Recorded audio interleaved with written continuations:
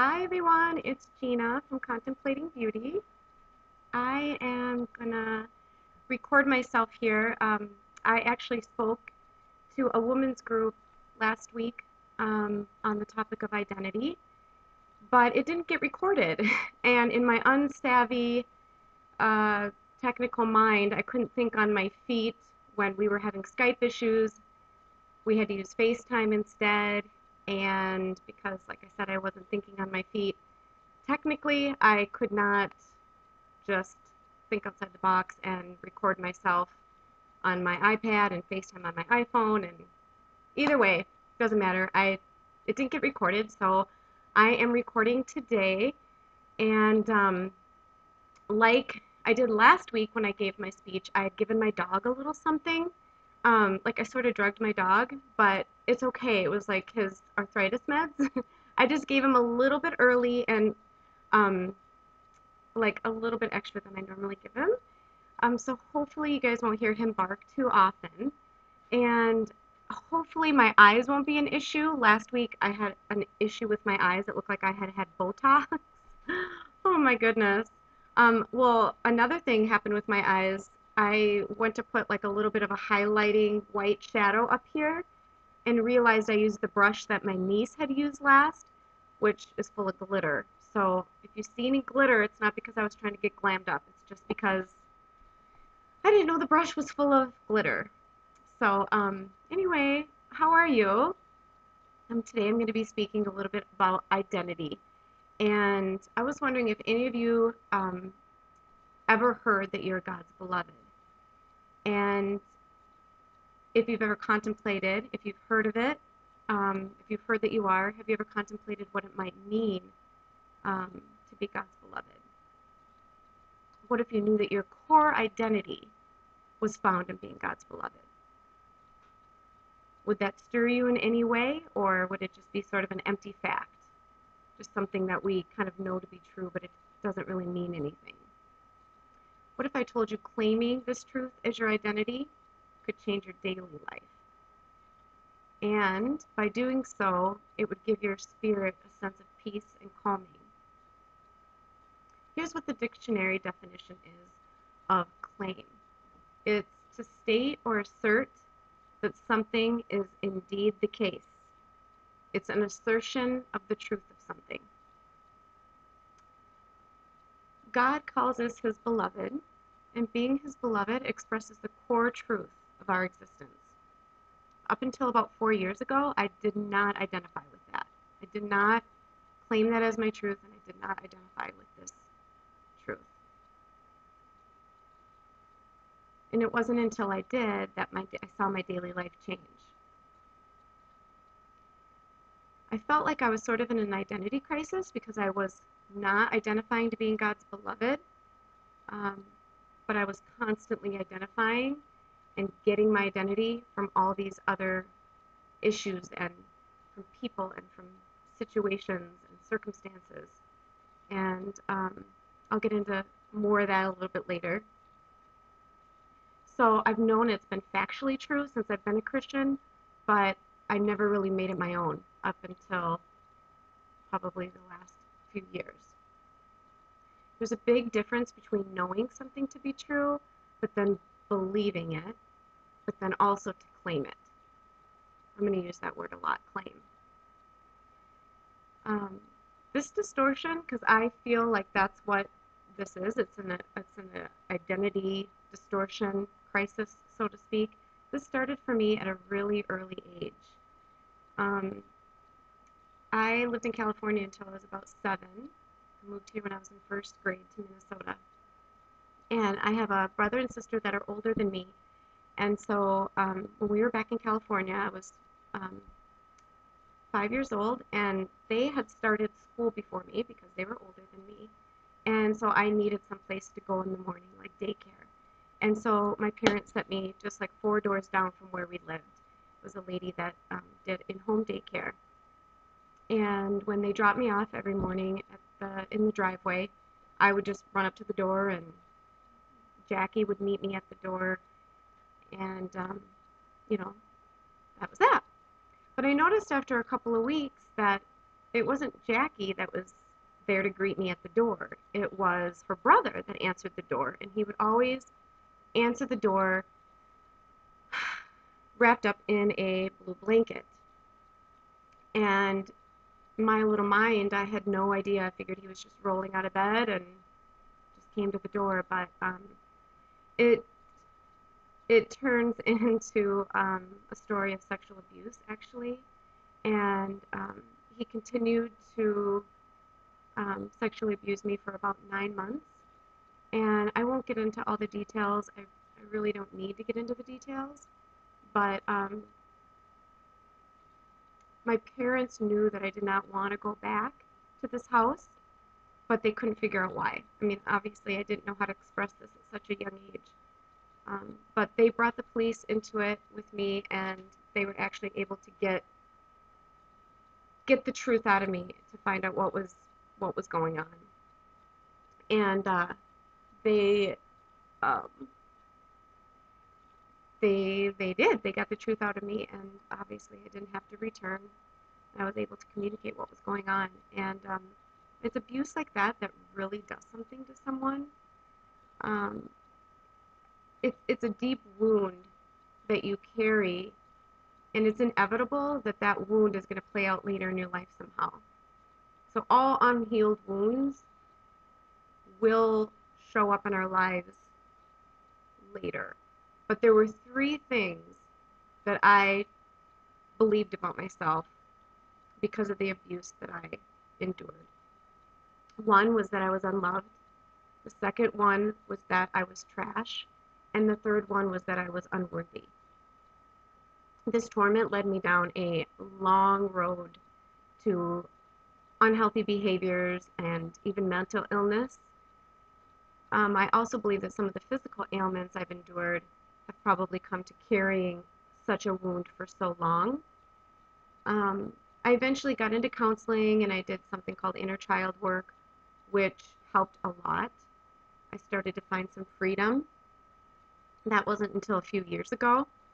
I had started to notice a pattern, um, and that was that I had no clue who I was. I had no clue what my identity was because I was operating out of who my abuser said I was, not who God says I am.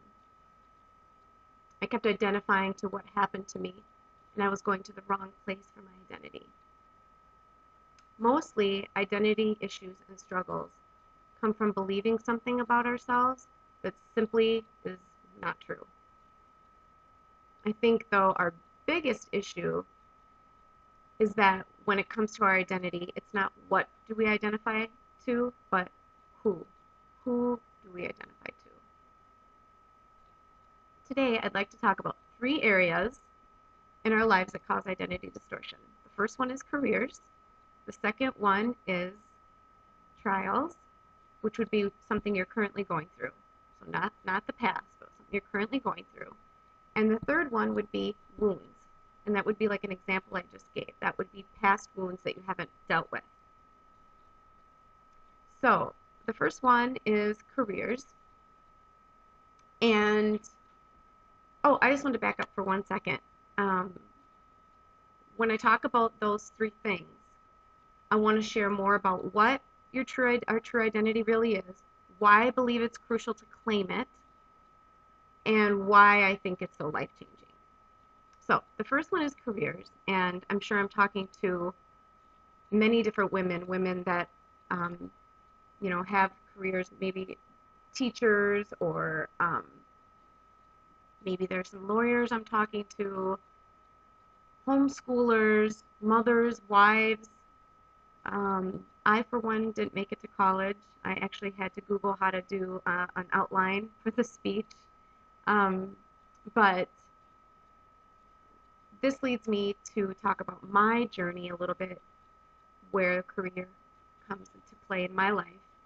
I got pregnant at a young age. I had my daughter at 20 years old. And instead of going to college, I actually chose to work to support her and I. And shortly after I had her, when she was 1.5 years, I was actually diagnosed with endometriosis. which can be, it's certainly not a death sentence, and it's certainly a lot of women can live with it, you know, on a daily basis on an okay level. But mine was really progressive and very severe, so much so that I was in emergency surgery 2 weeks after I was diagnosed. And what was different about mine was that I grew tumors and cysts um, in my ovaries, outside my ovaries, and on other organs. And so the only way to um, take care of it was through surgery. And so to date, I have had 43 surgeries. I started having surgery in 1996, and I stopped having surgery in 2010. So as you can imagine, it's been an arduous process and journey. And I had to quit my job in 2007, not by choice, but because I was having so many surgeries, I couldn't hold my job down anymore. So I actually worked for quite a long time suffering through that disease. And needless to say, it found me on my knees in agony with God more times than you can possibly imagine. It's not the fact that I didn't have a career or that I had so many surgeries that identified me to my core. There's no denying that it was my physical pain that kept me from doing all the things I wanted to do, but it was my emotional pain that prevented me from separating my disease from my identity. When your days are not organized in any specific way, it can really throw you off. I would literally, in those years, wander around the house, literally in circles, and I scratch my head, just wondering who I was and what on earth was going on. It was such a confusing time for me because I was in fact a mother and I was in fact a wife, but so much of what's required in those roles I could not do. My identity in those roles was thwarted. I literally believed I was of less value and that I had no purpose because I didn't have a career. I also felt pretty useless as a wife and a mother. 2 areas of my life that I identified with were stripped away. That's why it's an identity thing. Because we can identify with being a mother, we can identify with being a wife, which typically comes with a set of standards, right? Well, I couldn't fulfill those standards in a normal way for a long period of time. But when our ability is stripped away, what do we have left to identify to? My surgeries, being useless, laying on the couch, being sick, all the therapy and treatments I've had to go through. More importantly, during that time, I should have been asking myself, to whom do I identify to, and to who do I belong? I couldn't see past being sick. I thought that's who I was. It wasn't until reading the book by Henry Nouwen, Life of the Beloved, that gave me insight and opened my eyes in a new way to the reality that because I am God's beloved, that is my true identity. It helped me stop playing these games with myself as to who I really was. It calmed me and it grounded me. Remember when I mentioned that it's possible to not have a restless spirit? I mentioned it earlier. When you claim this as your truth and accept this and live this in this reality that you're God's beloved, understanding your true identity in God as His beloved will give you a sense of peace and calming and contentment. And that is where the freedom lies. You can't be free if you're bound up in discontentment and you don't have peace. There's no freedom in that. You will find that you'll keep running around like a crazy person trying to collect all these different identities until you come to claim this truth. So the actual definition for beloved is, I love definitions to words, means that you're dearly loved. And some of the synonyms for it are darling, dear, dearest, adored, treasured, prized. It gets bigger. Highly regarded, admired, esteemed, worshipped, revered, and even idolized. I don't know anyone that feels or thinks that way about me. I was talking to my girlfriend about putting my speech together a couple weeks ago, and we were talking a little bit about, I kept getting this vision of a jigsaw puzzle and how possibly maybe that's who we are. Like, we're thousands of different pieces to a puzzle, and put together, when the thousands of pieces are put together, that's us. We're all those pieces together. But I thought to myself, well, then that means if each piece signifies something we are, so maybe we're an artist, we're a mother, we're a wife, we're a friend, we're a sister, we're a volunteer. And I thought, I liked that analogy, but the more I thought about it, I thought, well, what if some of those pieces can't be true for you anymore? What if you are an artist on your feet all day and you get in an accident and you are in a wheelchair? Or actually, if you're an artist and you lose your hands, if you're so tight and stuck on identifying to what you do or who you are in those roles, like for me, when that got stripped away during all my surgeries, I was still a mother. I couldn't fulfill the role that I wanted to fulfill at that time. I couldn't go and be physical with my daughter like I wanted to in the different ways and be active and play. I was still a mother, but if I was getting my identity from solely being a mother, I was in trouble then, because it's not that I wasn't a good mother at that time. It's just that because I was able to give her so much more. It's just that if that's my sole identity, or if any of those pieces of the puzzle are certainly my identity, then I might be left without them at some point in my life. And so I don't think that we necessarily are that. I think really a jigsaw puzzle we're not totally like. So it's just a thought on that. I'm not saying that we all have to be as radical as I am. Where's the, I don't know, how do I get it up there? Gosh, I'm not kidding. Here we go. Anyway, it's upside down. I have a little tattoo there. It says beloved. I got that done when I was in Greece with my husband for our 10-year wedding anniversary. And you don't have to be as radical as me, but I love my tattoo. The second thing I'd like to talk about today is a bit about trials, current struggles.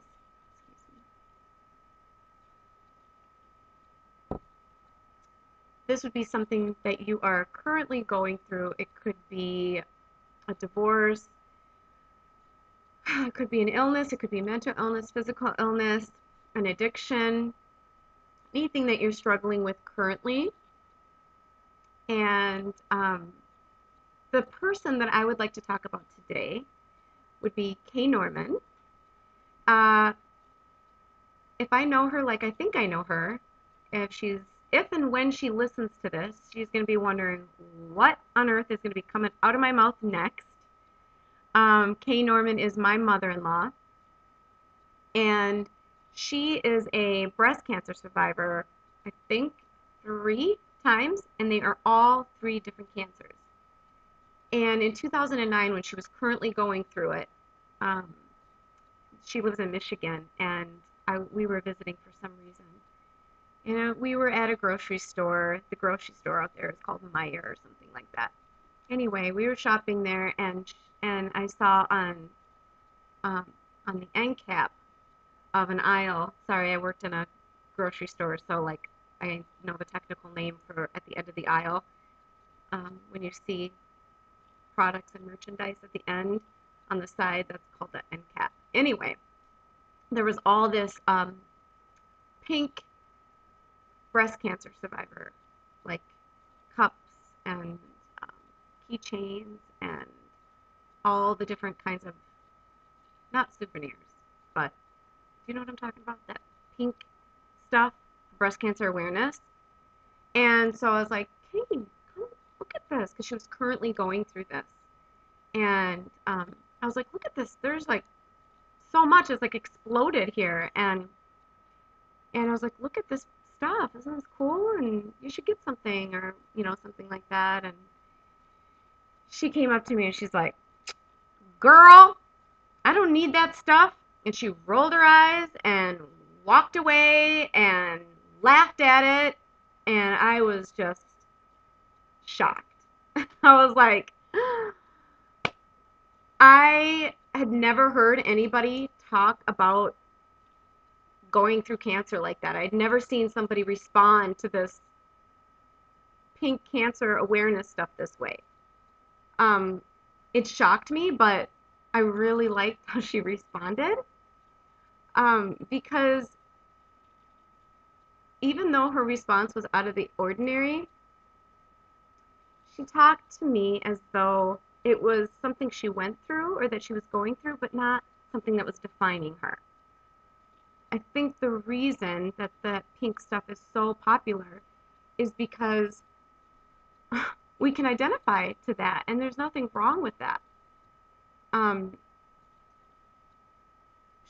She knew that this wasn't her identity.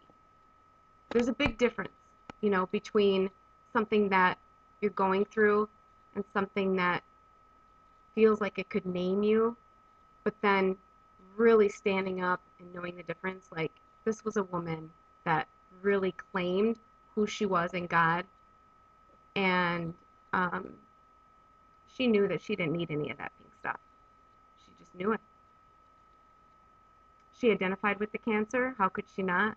But she knew in her core that this was not her identity. This is an example of someone who really is claiming it and living it out. This was a woman who knew who she was and to whom she belonged. Henry Nouwen says in the book Life of the Beloved that not claiming your true identity in Christ is a form of self-rejection. The last thing I want to talk about today is wounds. These are like a deep wound that you've had that you maybe necessarily haven't dealt with. It's still there, that is still hurting and that hasn't been healed and is playing out in some way in your life. And what I mean by playing out, I mean like it's like I believed I was unloved and trash and unworthy, so I lived in that truth instead of the truth of my real identity in God. And when I lived in that kind of truth instead of the real truth, I had destructive behaviors. That's the example I'm giving. So these can be wounds that are abuse wounds. Like I have abandonment wounds. Maybe you come from divorced parents. Maybe you witnessed a traumatic event. I have sort of a unique story for this one. I mentioned before that I lived in California until I was 7. When I came to start first grade here in Minnesota, I talked kind of funny. And the teachers noticed that, and they thought, maybe it's just her accent or, some sort of speech thing that will just go away with time. But it wasn't. It ended up being a major comprehension issue, and I had some math. I needed some extra math help, and I ended up being in special classes, grade school, junior high, and high school. And actually, when I was a senior in high school, I was on a path to not graduate because I was so behind in reading and English that I had to take this boot camp type class. And I didn't want to do it. It was like graduate or take the boot camp class. And I was like, I don't think I'll graduate. Like, I seriously did not want to do it. I had to do this, like, reading program that was, like, really intense to graduate. And so, but before I started it, I had to get tested out for my reading level. And my reading level comprehension was at a fourth grade level. And that was a really big blow. Like, no one wants to hear that, especially right before they're going to graduate or go out into the world. So I actually, that scared me so much that I didn't even read until 7 years after I graduated high school. I went to Barnes and Noble when my daughter was 4, which was 7 years after I graduated. And I told the guy that I hadn't read in 7 years, and he actually said it's more of a common problem than you would think. Because I said, what book can I start with? Like, I need to deal with this wound. So the best way I thought to was just to read, just start reading. So that's what brought me to Barnes and Noble, and he actually suggested a biography. And so I read a biography. It's called The Color of Water by James McBride.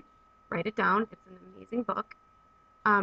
It took me 4 months to get through, but it was amazing. Like, I really enjoyed it, and I read it, and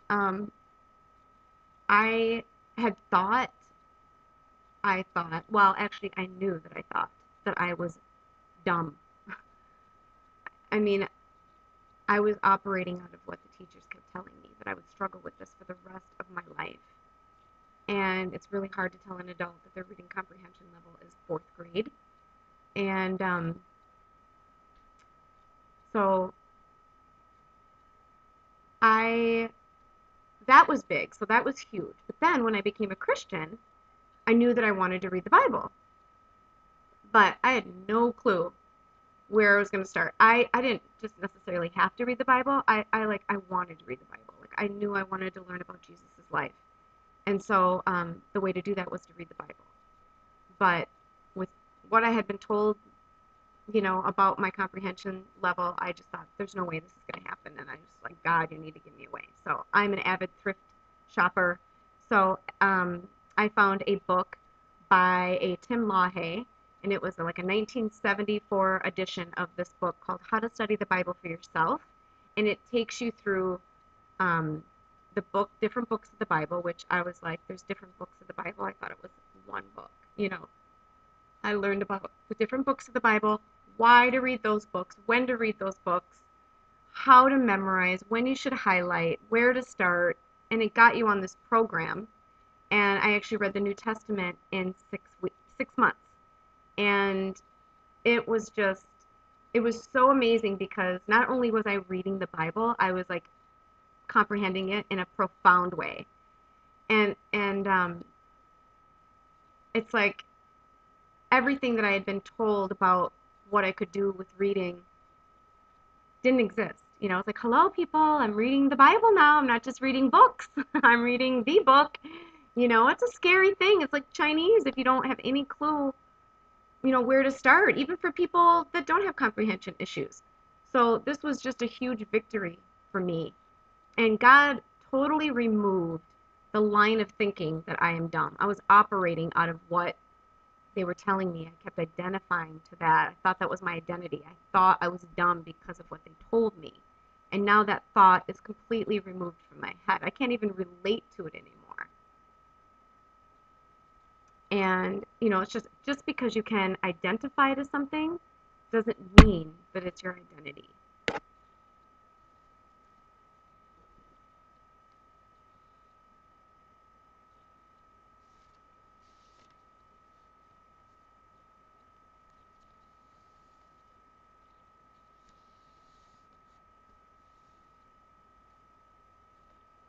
thing about these areas in our lives that I talked about today is that if our hearts are chaotic, not our lives, but our hearts, there's a good chance we're not lining them up with God's heart. I knew it wasn't God's heart for me, that I was unloved, trash, or unworthy. I knew it wasn't, his heart was also not that because of my surgeries and because I didn't have a career, that I was a nobody. He also knew that it wasn't Kay's heart that she needed to buy a bunch of pink stuff just because she could identify with cancer. And God knew it wasn't, his heart was not that my identity was found in having low comprehension. If we look at the heart of God, we can know these things are simply not true. We need to just have a more tangible way of ironing this out. You can probably see how not only knowing the insight to who I was, but claiming it, that changed my life. I was finally able to rest. The world has such a power over us, even has the ability to get us to think certain ways for a certain amount of time, even years. That's a stronghold. Once we claim this truth for ourselves, that we are God's beloved, and that our core identity is rooted in that, then the world and its power doesn't have a hold anymore. That is where there is freedom.